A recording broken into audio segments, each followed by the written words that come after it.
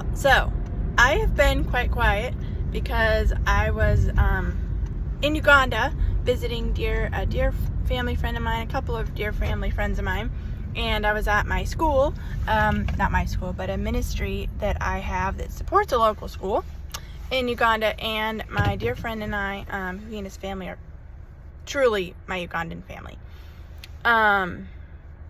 We did a pro-life conference. It was 40 days for life related, and also like his pro-life, hopefully like his pro-life ministry that he will start. But I share this to say, I have such a massive burden for the babies in IVF. Why? It's because when I started doing research, when I was a teenager about pro-life, I found out about IVF through articles that I would read, and my heart broke for these babies. They absolutely broke, thinking about these precious little ones that are frozen in time, and they're the quote lucky ones, thinking about children who are purposely killed in IVF if they're found to have a condition, fill in the blank. It crushed me and it broke my heart. And today I want to talk about the exciting news of Alabama, and I'm going to make this short, but it's amazing to think about that the state of Alabama, they recognized the personhood of the frozen child.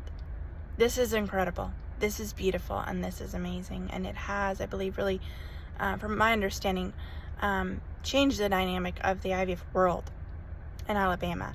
And it's rocked their world, and that's a good thing. And I just think it's so beautiful to see that we have a state that has recognized the personhood of these children. It is horrific and heartbreaking, because I remember learning, and I can't speak for all states, and of course this is different for Alabama, but I remember learning that children in IVF are seen as property. That is sick. These are people made in the image of God, made for a purpose, made for a plan.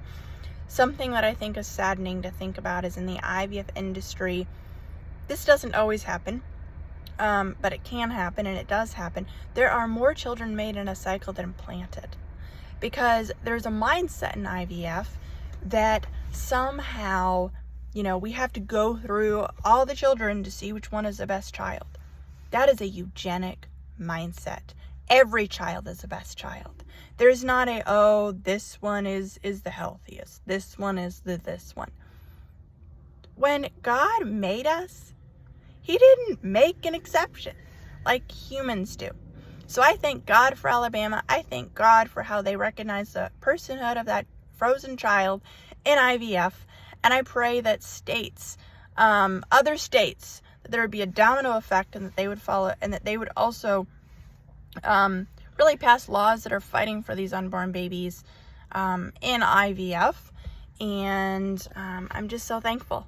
So God bless you all, and I pray that as a culture we would love the child in IVF, we would see their personhood, and that we would have a culture change and have a biblical mindset towards these babies in IVF, because they matter.